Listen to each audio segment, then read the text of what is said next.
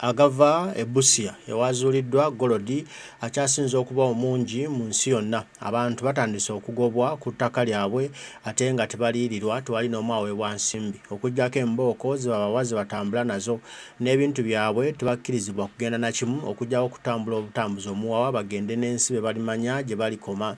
Bano nno batandise okwekubira enduulu nga bagamba nedda bakooye tebayinza kuva buvi ku ttaka lyabwe kutwalibwa butwalizibwe batyo, kyokka ng'ate ettaka lyabwe liriko golodi asinga ebbeeyi mu nsi yonna, nti nabo babagulira ettaka babazimbireko amayumba agali self contained amalungi babeereeyo ate bafunire ne business kuba nabo bagenda kufuna ensimbi mu ttaka lyabwe lye baagula ne ssente zaabwe. Jjukira nti eggwanga lya Uganda lyazuuliddwamu golodi omuyitirivu mu bitundu ebyo eby'e Busia era nga kigambibwa mbu golodi ono yakyasinza okuba omuyitirivu mu nsi yenna, era ensimbi ezinaavaamu zisobola okuzimba ebibuga bya Dubai mu Uganda ebisoba ebibuga 10 weddu. Kati nno kiba kitegeeza Uganda egenze kuvaawo obadde ogimanyidde egenze kubeera mu first world countries, naye ekyebuuzibwa nti kinaatuukawo kinaabeerawo oba ensimbi zigenda kubbibwa zonna zibulire mu z'ennyaanya tujja kumanya gye zaayise. Kale nsaba osookise tulabe akatambi kano abantu nga batubuulira ebigenda mu maaso e Busia. Akatambi kenda ku social media kali kutambula akabe Busia. Abantu bebasingudde ku kyalo nti no government wali yazulawo golodi mu basengula naye tebalina yadde n'ekikumi kye baabawo. Fene waffe mu Bugiri district ne district ye Ebya eya Bugweri bazulayo golodi. Era batugamba nti bazulayo golodi naye oluvannyuma emabega emyaka 6 tebatuwanga yadde n'ekikumi. Njagala nkubuulire muganda wange.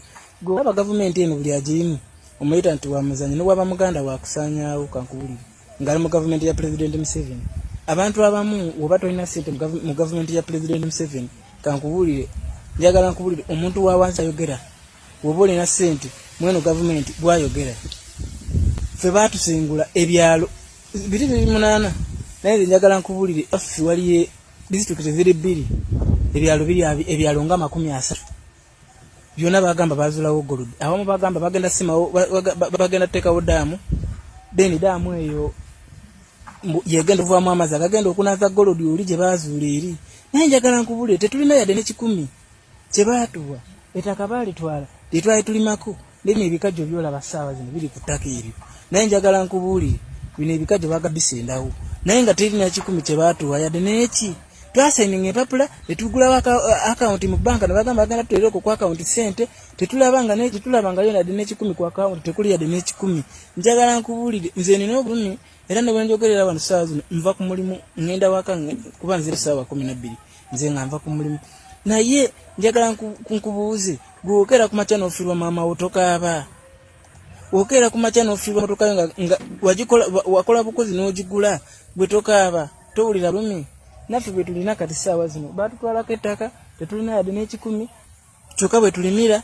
Taata ne maama baali balimira okwo kuba nze jjukira taata yafa, maama yafa, nze ndina baganda bange basatu, omu yadde bamutira mu magye ga President Museveni ga UPDF yafa. Naye njagala nkubulira niwe yafa teri kyamaanyi famire ye ffe abalabirira famire ye gye yaleka government tevangayo nemuwako nti oba kino 10 yali mujasi wa government. Nje njagala nkubulira oba government nebo yagala omuntu wa wansi akola atya. Kati buno batandise tubako ttaka era baalitwala. Bw'oba olowooza byenjogera njagala content oba njogera bulimba, bw'oba oli Bugwe district ngomanyi Makandwa egombolola lya Bugwe egundi ngomanyi Makandwa egombolola lya Makuutu tebazuulawo golodi batandise kuzimba. Oba olowooza nnonya content era byenjogera nnimba mu Bugiri district egombolola Buwunga ku kyalo Kitayigalwa Kasaala Kigulamu Namiganda Busambira tebazuulawo baatusasula ssente.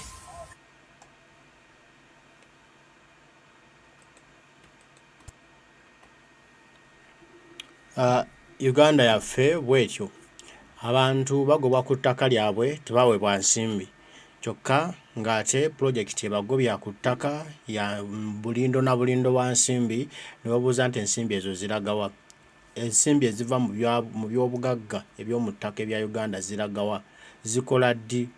Kuba ne ze batugamba enguudo ezikolebwa Uganda ensimbi beewola neewole ne bagamba oluguudo Abachina balubanja bakulusolooza emyaka 10 emyaka 2 nga balusolooza era lwakusasulira naye ng'ate ensimbi zivudde mu Bachina mu kwewola naye nga ebyobugagga bye tulina byo essente ezivaamu zikola mulimo ki ziragawa ani azirya awo wali ekibuuzo era we wali entabwe we twagala okumanya ensimbi eziva mu byobugagga bya Uganda ziragawa ati bano balina gold muyitirivu avaamu omusimbi muyitirivu naye bakulaga nti tebagenda kusasulwa wadde 10 tebagenda kuweebwa wadde olw'ataano babagobye bagende batyo babagamba mugulewo akawunti tujja baterako ensimbi tebabaterangako wadde olw'ataano wadde coin emu bweti tebagibaterangako emyaka 6 emabega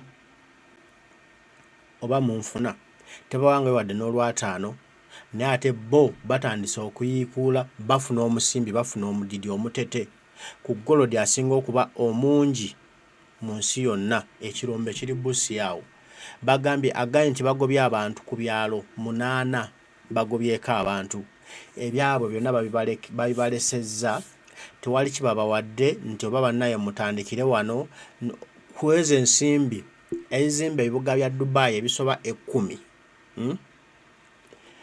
bandibadde bakugula ekitundu ekyalo ne bakizimba amayumba gali self contained nebera model village nga kinyirira kirimu enguudo kyakayakana kirimu amasannyalaze kirimu amazzi abantu abadde displaced okuva mu kitundu wali ewali gold ne babeera n'obulamu obusingayo okuba obulungi kuba ekyobugagga ekyo kisangiddwa mu kitundu kyabwe era ne bagiba ku ttaka lyabwe meaning babadde bakuuma ekyobugagga ekyo ano baba alina okweyagalira mu nsi yaabwe naye abantu ba wano olw'okuba nti babbi emitima gyabwe emibbi emitima gyabwe miryake emitima gyabwe gya bukuusa emitima gyabwe gya bulimba tebaagala munnansi abeere n'obulamu obweyagaza kuba simanyi lwaki abaana b'e Busia tebeeyagala Busia kati yandibadde nga site ennungi emasamasa nga tewali wadde n'akafuufu e Busia awo ku nsimbi n'okuba nti kale katwewole tuzimbe Busia yakayakane gold city sente tugenda kuzijjamu tusasule gwe twewozeeko naye abantu bali mu kubundabunda ate ng'omusimbi gutokomoka mu kitundu kyabwe ekibuuzo buli omu kyeyebuuza ensimbi ezo ziragawa ne umalo kisekka naye wano akyebuuzizaako ensimbi eziva mu byobugagga bya Uganda eby'omu ttaka ziragawa ensonga ezigenda mu maaso mu ggwanga za kabuuzo oba akalowoozo ebyobugagga by'eggwanga bibasima mu ttaka biddawa ensonga ez'okubiri bannaffe be bakwata babakwatira ki era baliwa kibalama aliwa ze ensonga kwe tutadde ki attention abalala bonna abalowooza nti bajja kujja batudiverting batufuula ababi eri society leka nkubuulire nze nsobola okufaanana obubi nga bwe nfaanana naye ebigambo byenjogera woba oyina amagezi nojja n'obiwulira ogamba nawuliriza ng'ono mpaka ako nange nkamanyi ako nange nkakola ki nkemanyiiko kankubuulireko akantu kamu tosobola kunzija ku mulamwa ensonga zetuliko saawa zino mwagamba nimba ku gold ali e Busia currently saawa zino waliyo abantu be batwalidde amagye Busia kugoba abantu ku mataka bagenda kusimawo gold bawaddeyo abaki bawaddewo company kusima ki gold naye ekibuuzo ekigenda mu ddiiro ebyobugagga by'eggwanga bye basima ebyo bye bagoberako abantu okubabonyabonya dda wano dda waliva wano dda waliva wano dda wali biriwa ye question nze kwenyimiridde tewali agenda kunzija ku mulamwa baganda baffe be bakwata be bateeka mu makomera nga tebalina kye bakoze baliwa ye point ebirala diversion abantu abamu balowooza basobola okunkuba okunteeka wansi bamikwano ffenna tukozesa simu gadget nga bunammwe bwe muzikozesa tukozesa applications ezimu WhatsApp, Twitter, TikTok oba Facebook, YouTube ffenna bye tukozesa naye ebigendererwa byanjawulo oyinza okuba otunda buwongo obwo naye ate nze ngula ggwanga lyange nga ndiguza obwongo bwange neddiza ggwanga lyange nwanirira ggwanga lyange nga ndiguza ki nga nkozesa obwongo bwange byawukana. Oyinza okuba onoonya kasente mu bwongo bwo bakuwe kasente okateke mu nsawo ogende Uganda ojoge nga we mumanyi we muyine ngombo nti funamu kasente ojoge nti munyumirwa nnyo okulaba abanaku nga mweyagala. Nze ate sibye ebirote byange. Nze ekizibu ekyange ekisobola okunstressinga senga nali kunsinze kakulya kulya kasitandya n'ennywa mbasi kyayina bizibu naye Evan stressinga kulwa balala mbeerawo ne ngamba kale nze nfunye ekyokulya ate mukwano gwange ate baganda bange ate abantu abalala bonga tebalya kubanga embeera gye bayitamu nange nsobolo giyitamu manyi bwenyiga manyi bweruma mwagala munoonya ssente kujooga ebiroto byawukana ekkoona lye nayimiriramu we mulowooza nti mwali mugenda kunsanga wowo munaagenda okutuukawo nga tewaliwo wadde footprint nga newe mulengera temulengera wadde akafuufu w'empise nabaleka eddobo lyange lyagejja si kyavuba mukene ako nako mukategeere si kyavuba mukene era mukene ajja ne yeeyagalira ku ddobo lyange gwojja kweyagala kubanga eddobo ddene ate kamukene linaakakwata litya ettama lyange ddene kamukene tekakyayina mugaso nvubangege twogera ku golodi wa ggwanga bamutwala wa obugagga bw'eggwanga bwe basima mu ttaka bulaga wa ze point kwe tuyimiridde mpozi ne baganda baffe be batadde mu makomera nga tebalina kye bakoze abalala birala mujja kujjanja batunuulira bwe nti nseke ngamberengera nnono bwe muba mwafunako chance n'enyombako nammwe bambi mwafuna ogwo omukisa muyinza obutaddamu kunsanga nga nnyomba nammwe waliwo step gye nabuukamuuko ebigendererwa byange bigagga nnyo babinene nnyo byakukyusa ggwanga lyonna ebigendererwa byammwe byakukyusa famire yo nansawo yo gwe tolaba kitegeeza nze nina olugendo luwanvu. I still have a long way to go. Osegera siyinza kudda kuggwa agenda wali ewa mulirwana ffe tugenda ku maki tugenda wala bye tunoonya biriki respect ensonga ezigenda maaso mu ggwanga. Ndowooza obubaka obwo buwulidde era obufunye. Tubanja abantu baffe naye n'ensimbi eziva mu byobugagga by'eggwanga ziraga wa? Ensimbi Mwami Museveni aziteeka wa? Bazikolamu ki? Ziri wa? Anaazitereka baziteeka wa? Bazitwala mu ggwanga kyeyo gye bamalidde ebyobugagga bya Uganda nga Munnayuganda takyalina kya bugagga na kimu kyalina wano ewaka. Byonna ebyobugagga Munnayuganda tafunamu wabula abantu ab'olubato famire yebifunamu. Waliwo ayinza okugamba mwandiba muli mu kiboozibozi mwapanze ekiboozibozi kyammwe kino ekiboozibozi si kipange wabula byalaali byayisibwa gavumenti ya Uganda nga bwe bazudde golodi aweramu triliyoni za dola 12 triliyoni za dola triliyoni 12 gwe musimbi gwe mudidi ogwo omuyitirivu gw'owulira. Naye Mwami Museveni asobola kuzimbirako bantu b'e Busia abagobeddwa ku ttaka lyabwe akayumba babeeremu beeyagale mu bulamu obulungi. Tasobola wabula omusimbi agala agubbe yekka ng'omuntu agubulize wali agutwala agumalewo. Naye nga ensimbi zino triliyoni 12 zisobola okuzimba ebibuga Dubai kuba ekibuga Dubai kyazimbibwa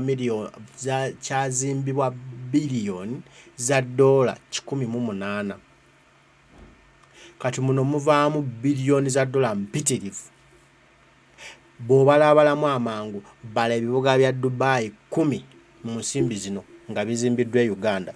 Nti Busia bamuzimbi afaananga Dubai, Kampala bamuzimbi afaanana Dubai, Jinja bamuzimbi afaanana Dubai, Mbale bamuzimbi afaanana Dubai, Masaka Mbalala, Fort Portal, Kasese, Malaba bonna babizimbi ebifaananga Dubai.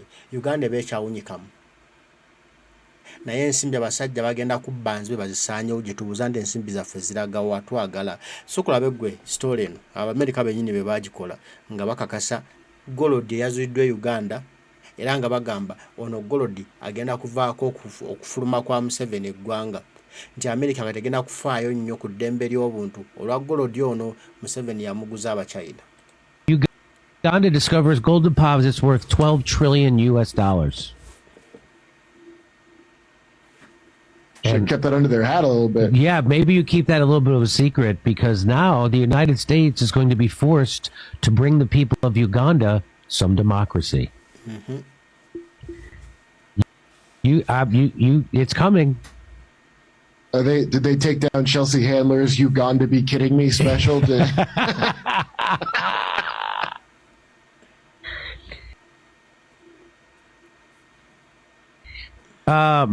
is from Uganda Investment Authority.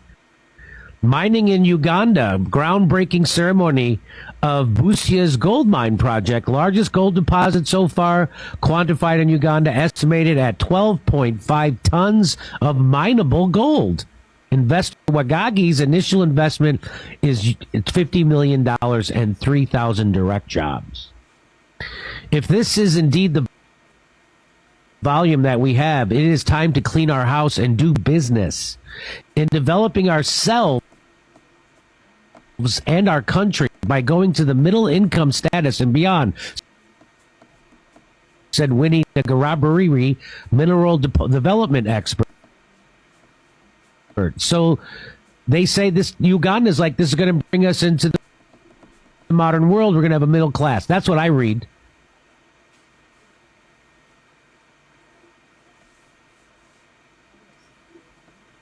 By going to the middle income status and beyond. That's what it looks like to me. In a bid to boost the country's economy, the Ugandan government has licensed Wagagi Gold Mining Company, a Chinese firm, to start producing gold products in Busia district. So it's a perfect place for a proxy war with China, for the United States, and to have it in Uganda. The company embarked on the construction of its gold refinery valued at $200 million in phases in the district in 2016. Muyita said that the discovered gold could start being mined immediately. Refining gold locally could enhance job creation and improve social service delivery to those living close to where the mineral is extracted. Ugandan President Yoweri Museveni